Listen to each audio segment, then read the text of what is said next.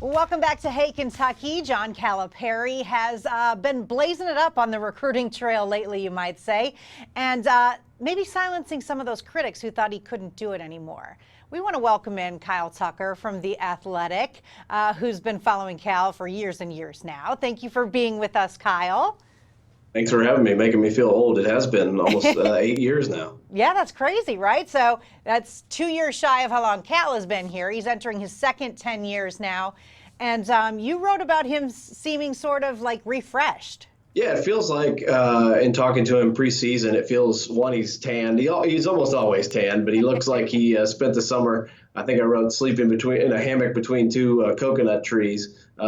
He seems rejuvenated, energized, very happy, very relaxed. Talking a lot about his golf game with Obama. He had a big summer, and I think there's something to just you have 10 years behind you where you averaged 30 wins. You went to 4 Final Fours, 7 Elite Eights. And then you sign a 10-year, $86 million contract. That's a lot of stability. I think you can probably reset your brain a little bit, maybe take an exhale. But also, I think he talked a lot this summer about making sure they stay on top and reinventing himself. You know, it's also easy to get complacent 10 years in and with a 10-year contract in front of you, essentially a lifetime contract. And I don't think he wants to do that. And I think this recruiting class has indicated to us that he has maybe made some subtle tweaks to his approach, and he's trying to stay on top. He's been the guy that's usually making all the moves first, right? And now it seems like everybody's sort of caught up with him. Not everybody, but, you know, Coach K and the like. But now he's got a big man in Lance Ware. He's got a top 5 player in Terrence Clark that just happened in the last week or so here coming to Kentucky next year to go along with some guys that had already committed.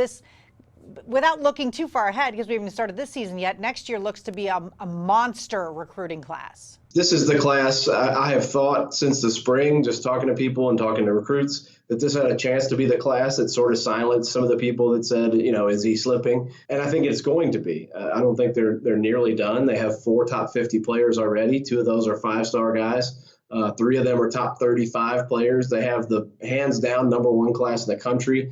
Ben Roberts from the Herald Leader wrote recently that they hadn't had this many guys in the barn already, this many commitments this early since the group that won the national title. This, you know, is a little bit like that in terms of, at least in terms of their early start. And I would guess they'll add at least 2 more, maybe 3. Another big man, do you think, in the picture there? I know this year he wanted one and didn't really come through. Yeah, they have some options. You know, Isaiah Jackson is one. Isaiah Todd is another. I think it could be a really impact player from day one. He's got a huge upside. Kentucky's not the runaway leader for him, but they're in the mix. There's some other guys. They've been pretty big on the reclassification trail, getting guys to move up. And I don't think that's out of the question. I don't think it would shock me or anybody else if they get an elite big guy that's not currently on the radar as a 2020 target. I do want to talk a little bit about this year's team as we're getting ready for, you know, the season to start in not too much longer. What do you like about this group?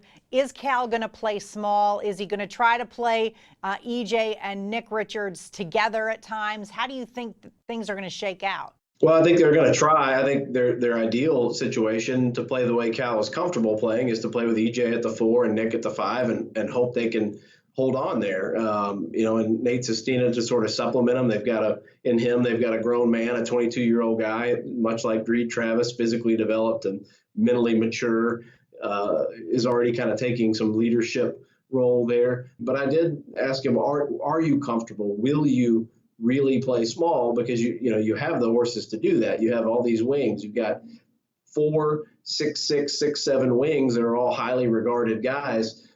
So you can play a couple of those guys. That would be Khalil Whitney and Keon Brooks. You can play those guys at the 4 if need be. And he says yes, and that he's already worked on it some in practice, that both those guys are possibilities there.